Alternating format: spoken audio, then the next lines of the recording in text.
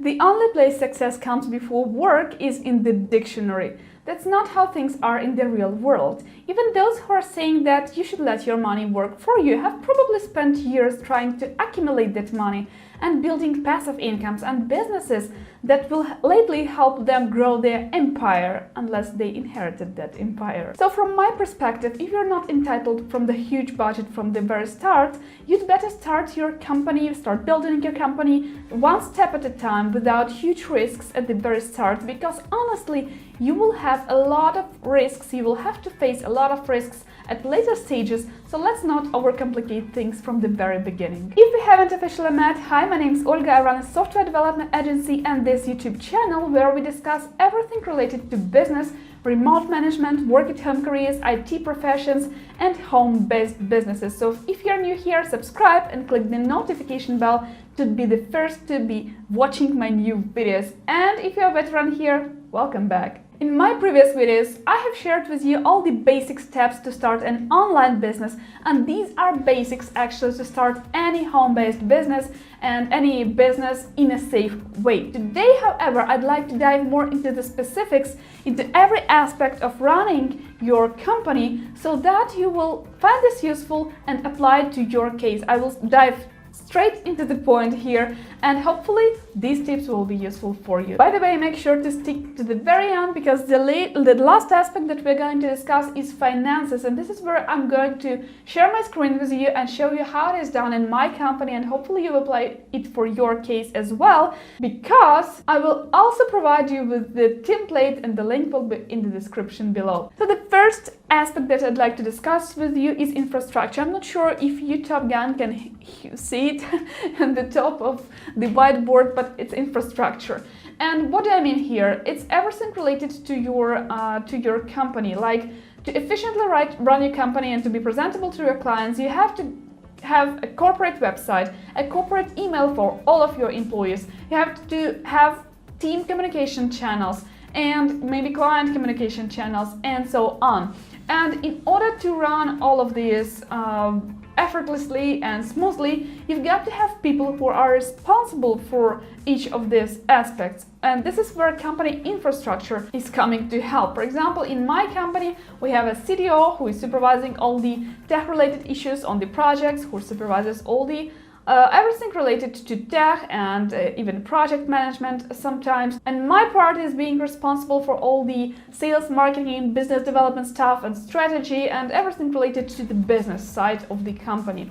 And of course, we've got other people in our team who also have their share of responsibilities. For example, we've got a superb system administrator who helps us to set up our servers, set up our testing environment, set up all the development tools that we need, set up project management tool, he oversees corporate mail, and so on. And in your company, if you are starting small and if you're planning to grow your company, then you will have to outline the infrastructure, at least, you know, the imaginary version of it. For example, this will be, I don't know, CEO, then who will be under him and what functions will those people be providing and so on. The next is operations, and this is more of a casual workflow. It's very related to infrastructure, but it's more like based on your daily workflow. For example, weekly team meetings, and you will be the one who will have to attend every one of them, and you have to be there for your team members so that your team members know that at least something in your company is stable, that you're always there for them. And it's actually your role to be cheerful for the team, to inspire them and to solve their problems. That's actually your role and nobody else. Another important part of the operations aspect is salaries, and I'll explain that in a minute, why I put it in the operations and not into the financial aspect of your company. And here's where we segue into the next aspect of your company, and that is benefits. As a new business owner, you probably cannot offer much in terms of benefits for your team members. And in many industries, the competition is huge, both among employees and employers. For example, in IT industry, the competition is high. So why would my team members work for me rather than for bigger companies with huge benefits, with huge social packages, and so on? So you will have to be creative in this regard, because you want to grow your team and you want you want to hire the best of the best, like we all do. And how can you do this? How can you ensure that your people are actually interested to work with you? And the first aspect of this aspect is salaries. People have to be financially safe with you. They have to understand that they will be paid on time no matter what. Your clients might not pay you, but you have to pay salaries to your people. So your people have to be financially safe with you, and that is how actually the trust is built. What are other things that you can do? Consider all the low-cost budget options like timely salaries, like flexible schedule, maybe some extra $100 as a birthday present, maybe some offline gatherings, offline corporate parties, if that is possible once in a year, for example. That will be very good in terms of team building. And maybe some online courses if your people need this, maybe some English tutoring for non-native speakers of your team, and so on. Just be creative and think some benefits that will attract people to stay with you and stay with your company and help you grow your business. Now I want you to let me know what are the benefits in your company. Share what advantages keep you tied to your current employer, or what benefits you think of implementing in your own business.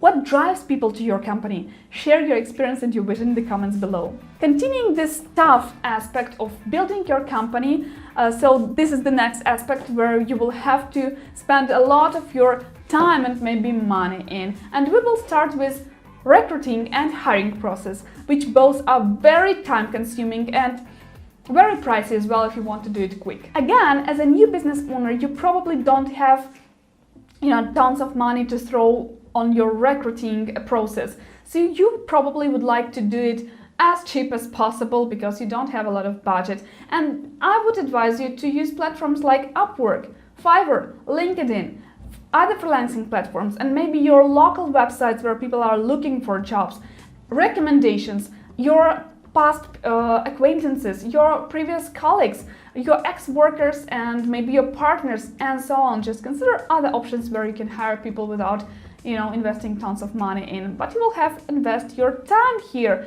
So the hiring process and the interviewing process and the probation period will be all on you. You will have to supervise all of this yourself as the new business owner. After a person joins your team, I strongly recommend you create some sort of team communication channel where you will welcome this new team member and engage him or her to communicate with other team members and feel part of your team. And this is very important, especially in remote companies where the interactions are few and people might feel themselves left out of the company culture, left out of the world. Make sure you engage the person, and at the same time you will be supervising how he or she behaves, again in terms of overall sanity, how they communicate with other team members, and yes, in terms of results as well. This will be very important aspect to supervise and keep an eye on. Now this leads us to project management aspect, where of course you will have to supervise every project that runs within your company, and you will have to supervise everything so that that everything is on track, no deadlines are broken, and nobody is suffering from your team members' underperformance or else. So if you're running a non-tech company, or if you're planning to run a non-tech company, then simple tools like Trello and Asana would do. And of course, if you want to consider free options, that would be Trello. Even in my tech company, in the launching stage, we used Trello for some minor assignments.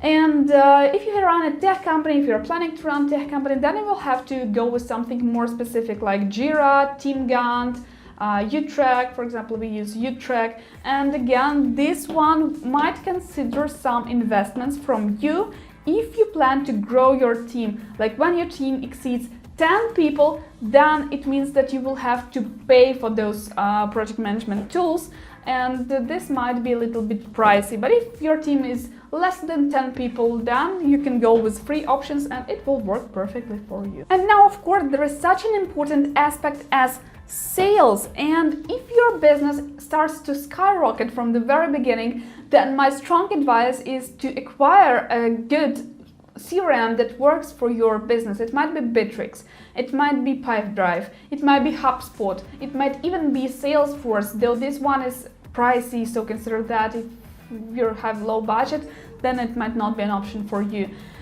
But if your sales team is not like several people, if it's only you and maybe someone else, then Google Sheets will work for you, will do the trick for you for the time being, unless you grow your business, unless you can afford yourself some other sound CRM tools. But actually the most important part is that you keep on track with all your leads and with all your clients and make sure that they pay on time when acquired. So to that perspective, if you have few clients, Google Sheets will do the trick for you. As to content marketing and social media management, it's very hard for me to advise you here because every business is different, and for every business they have their different marketing strategies. And for some businesses, content creation and social media presence are not as important as for other businesses. For example, if you're a B2C business, or if you're planning to start a company in beauty industry, your main channel might be Instagram, Pinterest, and YouTube. If you're running some tech company, then it's LinkedIn, and you don't have to post, constantly on your social media. It's your case studies that will speak for you. So it really depends who your target audience is and what social media resources they use. In our company, we don't dedicate much of our time to these three categories, to these aspects, because the only content we have to produce is case studies, and those are mostly tech-related cases where you have to describe the projects, and blog posts. And blog posts I manage very easily. I put them into a specific folder on a Google Drive, and the person who is responsible for our website, he puts those blog posts on the website according to the schedule. That's it. Now we have come to the most important part of your business, and that is finances. And like I promised, now I will share my screen with you and show you how it can be done if you don't have a bookkeeper or an accountant. Of course, if you can afford a bookkeeper or an accountant, do that at once. But if you can't do that at this stage, like, we all start small, so we all understand what it's all about. It's about saving costs and doing the job with whatever means you have. But you got to control your finances. Without managing your finances, you might find that your business is drawing you into a hole. So I will show you the easiest way to do that. And of course, there are more complicated models of how to do that. So let's dive in, and of course grab your template in the description box below. So when you open the link, you will be directed to Finance Workflow Template, where you should go to File, click Make a Copy, and this will make a copy to your Google Drive, where you will be able to make changes. So currently it's not for editing. So here you see 4 tabs. There could be as many as you need, but I created 4 tabs just for the sake of simplicity. So it's Project Summary and Project 1, Project 2, and Project 3. So, and here, as you can see, there are such columns as who is the manager, which is the project, planned profit, and in planned profit you can see in formula string that it is related to project 3, this one is related to project 1, and this one is related to project 2. And same relates to current profit. In our case, it's very important question whether or not we exceeded our expected expenses, because we run projects where we estimate the required effort, and if we see that the expected expenses, the expected effort exceeds the estimated one, then we have to take some measures to not allow that to happen. So let's go, and here is the financial end result, where you can see that this is a sum of these planned profits and current profits. In our case, current profits is less than the planned profit, but it's just for the example. So let's go to the Project 1 tab, and they are all the same. Absolutely, they are all the same, and you create as many as you have. And you can rename it. It could not be a project. It could be Client 1, Client 2, Client 3, or Deal 1, Deal 2, Deal 3, and so on. Okay, so let's say that the project budget for the project 1 is $2,000, and the planned expenses are like $1,000, for example. I don't know. Well, in our case, it could be the salaries of our software engineers, and in your case, it might be taxes and anything related to expenses. Here's the expenses table. For example, consultancies and I don't know, any software that you need. So here are the planned expenses. For example, we are planning that our expenses are $800 and we are planning to get flat $1,200. And the client made 2 payments, for example, $600. And you can see that current profit is $600 and the factual results are $600. In here, we can see that there is another formula. If E2 exceeds D2, yes, if the factual expenses exceed planned expenses, then you will see that it will change to yes. For example, we have spent not $800 but $1,000 on, I don't know, any types of expenses. And here you can see that, yeah, there is a planned break and we go into a minus on the factual results. But let's not say that. Okay, so we can put in here flat $800, and yes, we are having minus $200 because we already paid this money, but we only received $600. Okay, so the let's say that the client paid the rest of $1,400, right? And we got our results, and there is no planned break. We can see that. And here is just general information. You can not put this into your financial schedule, but it's important for us, for example, who is the project owner of this project, when is the starting date, when is the end date. It's very important in terms of tracking of whether or not we are late with the deadlines and whether or not the client is late with his payments. And the project status, for example, launched or finished, and for example, awaiting payment according to invoice, and so on. The same relates to project 2 and project 3. Let's say here is the project budget is $10,000. Planned expenses are like let's say, yeah, this, and we received our payment in full amount, and the actual expenses, this one. So we see that we have not exceeded. So you can track like this. And for example, let's say in project 3, we exceeded our expectations. For example, let's put here like $3,000. We were planning that the planned expenses would be like $1,000, but somehow our expenses got to $3,500, and we only received from the client our $3,000. Then yes, we can see that the planned results are minus $500, which is like we are in a negative here. And yes, our plan did break, and this project is not profitable at all. And here in the project sum, you can see that the project that did not go according to our plan and where we exceeded our expenses, it is marked with red. We have put it this way, so it is marked with red. Whichever project exceeds its expenses is marked with red. For example, if it's 1,000, yes, so then no, we did not break our planned expenses, and everything is good. We have our profit that equals to our planned profit, and so on. If not, it will show you that we are on the negative here and we should do something about that.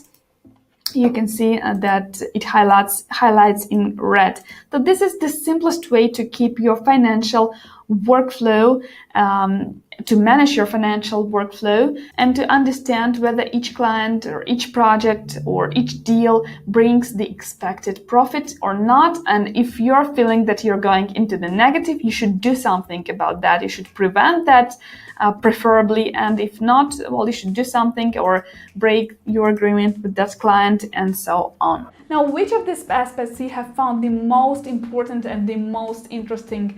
Let me know in the comments below which you would like me to do a next video about. Now, I hope you enjoyed this episode. In my next video, I will share with you some tips and tricks on how to build your dream team and who to start with when you consider hiring some additional workforce. So turn on your notifications and stay tuned and be the first to watch the new video. Till then, have a great week, have a great mood, and see you next Wednesday. Bye!